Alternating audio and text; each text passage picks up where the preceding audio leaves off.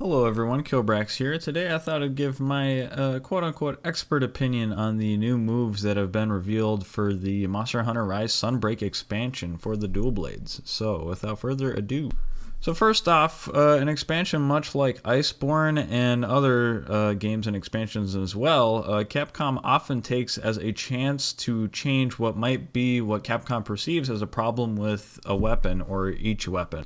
Whether it lacks depth, whether a weapon might lack options, or is too slow or too fast, Capcom always tries to change weapons in expansions or new games to fix what they perceive could be the issue or one of the issues with a weapon.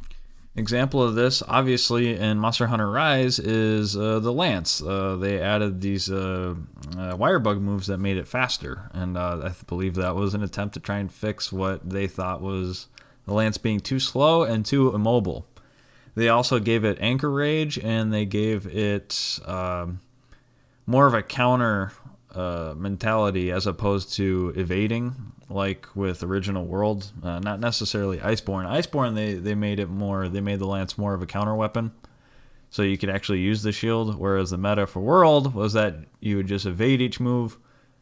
In Rise, they made it faster. They made it more mobile, and they gave it more options. So when Rise came out after World and Iceborne, the dual blades were essentially the same, except what they did was they made the combat revolve around the Silkbind attack. And what this Silkbind attack does is basically ground the player. It makes them have to use a move that requires more input and more animation commitment.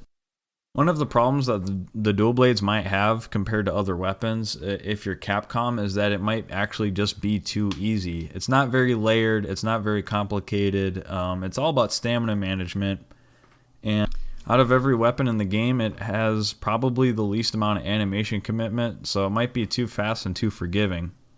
So when Rise came out, what they clearly decided to do, like I said before, is that they made the combat revolve around the Silkbind attack. You can still do two-fold slash, you can still do six-fold slash, you can still do blade dance, but all those things don't really account for much unless you're landing the Silkbind attack first.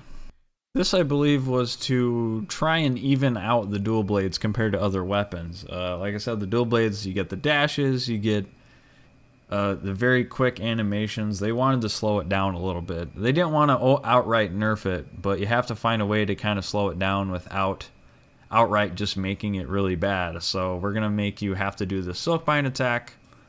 The Silkbind attack is what's viable for the dual blades. If you don't use that, maybe you can try and use the aerial style dual blades, but essentially you have to use the Silkbind. And so the new meta became, for dual blades, Silkbind attack, Silkbind attack. You spam that, and then you do blade dance, or you do your flurry rush right afterwards.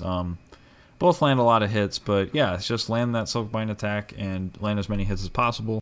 What I believe Capcom thinks should be the new meta rotation, if you want to call it that. I just call it that because it's the most viable option for dealing damage. In Iceborne, it was pretty much just blade dancing.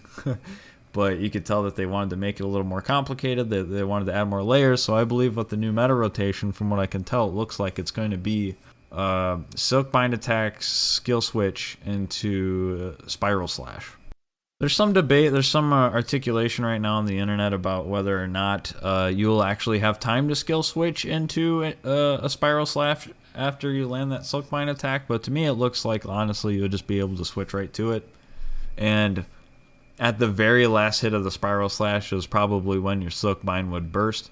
We don't know. It could just be simply that it's an optional thing. It could be aerial slash, or spiral slash, or you can switch to Silkbind attack. It could be optional, but to me it looks like they're probably going to layer those two moves. So you can do one or the other if you only have one wire bug, but they probably want you to string both of them together to deal the maximum damage. That'll probably be the meta for this weapon as far as how you're supposed to fight monsters. So that's my prediction. I'm really excited for it. I love the dual blades, but after about 1,500 hours of Iceborne, if not more, I did feel as though the dual blades lacked depth. You have stamina management with dual blades, but you also have, I need demon mode, need to land hits, and then need to get Arc Demon mode. That's not that layered, especially when you compare it to almost anything else. I mean, it's certainly not as layered as Charge Blade, but even Switch Axe and Longsword are probably more complicated in my eyes than that.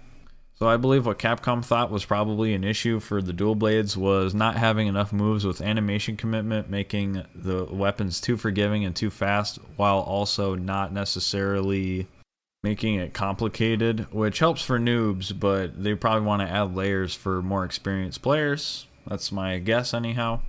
So personally, I'm really excited for it. I hope that's the new meta. If it doesn't turn out that way and it's just optional, whether you do Spiral Slash or Silkbind Attack, and there's no real point in stacking them or attempting to stack them, I'm totally happy with that. But I would love the entire visual of, okay, I knocked a monster down, I get the Silkbind Attack, and then I get to skill switch evade into a Spiral Slash. Use 2 wire bugs, maximum effect. I would love that. I think that'd be a great direction for them to go. Visually, I think they play off each other really well. When you land that Silkbind Attack, it's visually, it kind of builds tension. And then you kind of spin backwards. And then if you were to follow that up with shooting your wire bugs into the air, pulling yourself forward into a spiral, that looks really great. And those play off each other well. You can do them separately. If you don't stack them like that, it's still satisfying, but when you combine those two together visually, I don't see why Capcom wouldn't want to incentivize players to play like that. You know, other than that, we have what they call the side slash combo. To me, I'm a little confused about this move. We'll have to see what it's like in the game. Right now, I've heard that there's speculation that there very well could be iframes to it. It clearly looks like a positional tool to me. What I don't like about it is, to me, it looks like if you just hit a normal flurry rush where you hit circle or B or whatever the Switch controller would be. If you just hit that button and then you hit a dash right afterwards, that essentially almost looks exactly like what a side slash combo would look like. So instead of it being a manual thing where you hit circle and then you hit X to dash, now you just hit circle and you kind of point your character in a direction afterwards. Personally, I don't see the point. We'll have to see how it is in the game, but to me the side slash combo looks just a tad disappointing. So as an option, the side slash combo might be great for some players. I'm guessing that looks like it'll be truly optional. It won't quite be like the forced meta. Like a lot of the switch skills in Rise were kind of like, you could use one, but one is clearly dealing more damage, and you have to play like that to deal the most damage. That's how a lot of the switch skills were. The slide slash combo actually does look like an option to me, so that's kind of nice, where if you do that or if you do the original move for the dual blades, both are probably equally as viable. It's just up to the player, so that's actually kind of nice. I don't see the slide slash combo being forced into the meta, not quite as much as the spiral slash. The spiral slash is clearly going to be a part of the meta. Whether it stacks with the Silkbind Attack or not, you're definitely going to be using that move intentionally on purpose to deal the most damage. It looks way too cool for them to introduce that kind of move and for it to not be like what you're supposed to be doing. So anyway, those were some quick thoughts I had on the Sunbreak reveal for the Dual Blades moves. Yeah, let me know if you have any questions. There's definitely more I could talk about, but it's not coming to mind at the moment. So, alright, with that, thank you for watching. Also, real quick, I forgot to mention that during the video, I saw that you could do an aerial attack into a spiral slash. That also looks like that would be a great new meta. That would also be very, very difficult to spam as landing that move and doing it safely while not getting hit and not having the iframes. Is tough in and of itself, and adding a spiral slash, assuming that you could pull that off, that could also be the new meta. It might only apply for certain monsters. It might only be in special situations. Of course, you could skill switch to that, which gives you the option to even access that at certain points to begin with. That'll also allow you to do 2 spiral slashes in succession, assuming that the spiral slash only costs 1 wire bug.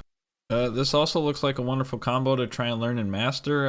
If this were the new meta, or it could just be another option like as before. That also sounds great. I don't see it being the new meta simply because it might be a little too much aerial mobility, and I think after you land the aerial hit with dual blades, which is a switch skill, you can already follow that up with a Levi attack, which rolls along the spine of the monster to begin with. So you already have that, so it's not totally essential that, like, I don't see that Spiral Slash becoming the meta for that, just simply because you already have two really good options after that aerial attack. You have the Levi attack, which follows the back, or you can just hit the triangle, or, yeah, which is basically the falling attack, which resets the whole aerial thing to begin with. I'll certainly be curious to see. I like how Capcom does this with moves and monsters in general. It's really nice. Some of these switch skills work great for some monsters, and some work for other monsters a lot better. The aerial style works really, really well with Narwa and Ibushi. I think the meta for the speedruns on those guys was the aerial style, but that's not the meta for all of them, I believe. So I think Capcom will yet again make it an option based on which skills and setup will be perfect for which monster. Not all skills will be set up to be optimal for each monster. Capcom is really good at this kind of stuff, so I'm excited to see which monsters the meta will be aerial into Spiral Slash, and which monsters the meta might and could be Piercing Bind into Spiral Slash. Alright, that's my quick addendum. Thanks for watching.